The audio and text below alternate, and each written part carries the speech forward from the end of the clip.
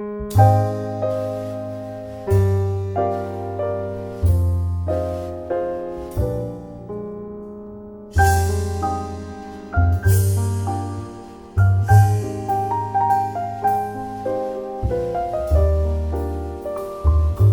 1969, I started the WRTV6.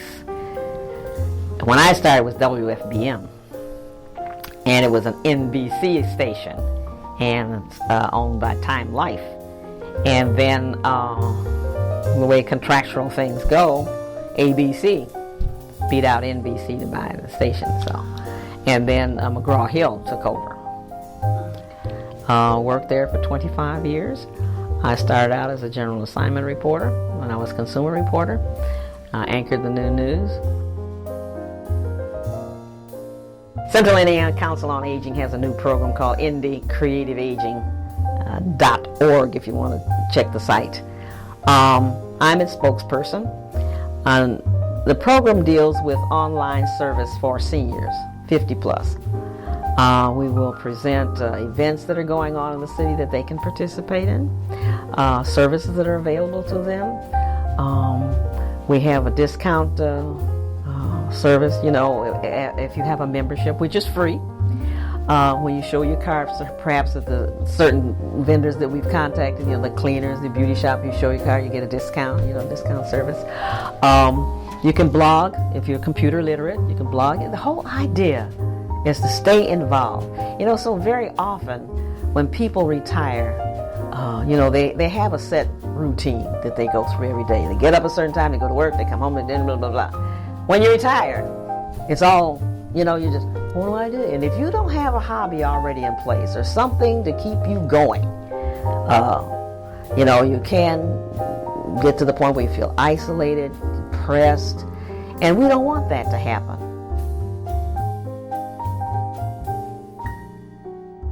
Well, I'm a 39-year survivor of breast cancer. Had the big C. That was a big challenge. Everybody thought I was going to die. I did a story on it from my hospital bed. I said, when did I do that? 73? And I was just doing a story on breast cancer, and come to find out, that was a big deal. Just doing a story, After we did a story, I called my assignment editor. I said, what I was doing a story on was Reach to Recovery, which is the support group for mastectomies. I said, I want to do a story on Reach to Recovery. Okay. So they sent in a photographer. The night before I wrote the script. Well, I didn't take that little white pill they give you. I thought it was a sleeping pill. It was a pain pill. God. Honey, that pain hit me so bad. I called the nurse. She came and gave me a shot. I about jumped out of my skin. When we first moved here, we lived at 3601 Schofield. Lived there for 8-9 years until a tragedy occurred. My daughter called me at work and she says, Mom, the furnace is not coming on. It's cold in here. So I said, I'll call the service guy. So I called the service guy. It must have been a cold day, really cold. He said, we'll be out. Came home from work, the serviceman still hadn't arrived. So I said, then Ted came home, we're there, and we told the kids to go to bed, stay warm. So our furnace was in the floor, in a closet. You could always hear it when it came on, boom, boom. So what had happened before the tragedy is that sometimes when the furnace came on, smoke would come out of the register. We'd open the door, clear away, call the serviceman, he'd come and it was supposed to be fixed. This happened several times.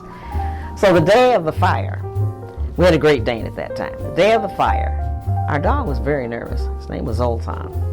And he was just switching around, he's hitting me with his tail. I said, Zoltan, I said, just put him in the yard. He's just getting, he's just beside himself. He's just too nervous about whatever. So Ted put him in the yard, and then the smoke came up, started to come up again. It didn't really bother us. It happened all the time, But this time it wasn't going away. So I said, come on. I said, we're going down to Shirley's house while this stuff clears away. And so we go down to Shirley's house, and so Ted said, well, I'm going to go back and see if the serviceman has arrived, and the smoke's cleared away. So he came rushing back. He said, Barbara, he says, the house is on fire. I said, what do you mean the house is on fire? He says, it's on fire, it's on fire. So I jump on the phone. I go and look out the window, Shirley's window, sure, big black furrows of smoke. So I called the fire department and said, this is Mrs. Theodore H. Boyd. I says, we have a furnace fire at 3601 Schofield. It's supposed to be very precise about what's going on and give the correct address. So she says, how do you know it's a furnace fire? Well, I had a few explanations for her. Just get it's over here, So anyway, we go back, and of course, it had just blown through the roof. And we hadn't been on that thing 15 minutes. My kids were born before we moved into the Watson Road area, but I think that it's rearing my children in the neighborhood. But I don't know how many people have visited that little area right in where we live, where the bird sanctuary is. But it's a very sort of compact community. Like as I said before, not many children, but I just always felt really very safe in that community. And in the early days, we did do a lot of things together. We did do the street party. We did go from house to house during Christmas time. We did decorate the trees in the bird sanctuary for the birds during the holiday season. And it was just the cohesiveness there, and a warmth there from neighbors and neighbors.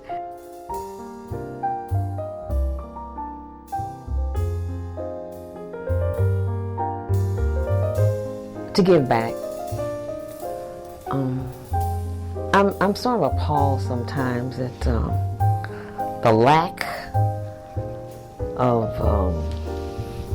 what I want to say, manners. I'm just appalled. Young people don't know how to say thank you. They don't know how to say excuse me. They don't know how to say please. Many of them can't even speak English.